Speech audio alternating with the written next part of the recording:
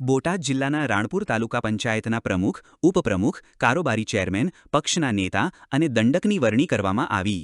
બોટાદ જિલ્લાના રાણપુર તાલુકા પંચાયતના પ્રમુખ, ઉપપ્રમુખ અને કારોબારી સમિતિના ચેરમેનની વરણી માટે તાલુકા પંચાયતના મીટિંગ હોલમાં સામાન્ય સભા યોજાઈ હતી, જેમાં રાણપુર તાલુકા પંચાયતના પ્રમુખ તરીકે રસીલાબેન પ્રવીણભાઈ બાવળિયા, ઉપપ્રમુખ તરીકે રવિરાજભાઈ વલ્કુભાઈ ધાંધલ, કારોબારી સમિતિના ચેરમેન તરીકે પરેશભાઈ હેમંતભાઈ રંગાણી, પક્ષના નેતા તરીકે દાનજીભાઈ ટપુભાઈ પંચાળા, દંડક તરીકે અસ્મિતાબેન શૈલેષભાઈ કણોત્રાની વરણી કરવામાં આવતા રાણપુર શહેર અને રાણપુર તાલુકા ભાજપમાં ખુશીની લાગણી ફેલાઈ ગઈ હતી.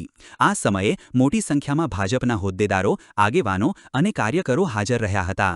રાણપુર તાલુકા પંચાયતના પ્રમુખ, ઉપપ્રમુખ, કારોબારી સમિતિના ચેરમેન, પક્ષના નેતા અને દંડકને ફૂલહાર પહેરાવી મોઢું મીઠું કરાવી શુભેચ્છા પાઠવવામાં આવી હતી. નામ છે રસીલાબેન પ્રવીણભાઈ બાવળિયા, ગામ છે ઉમરાળા, તાલુકાના પ્રમુખ બનાવવાના ખૂબ ખૂબ બનાવ બદલે આભાર મંડળને આભાર બનાવવાના તાલુકાનું દરેક કામના વિકાસ કર્યો.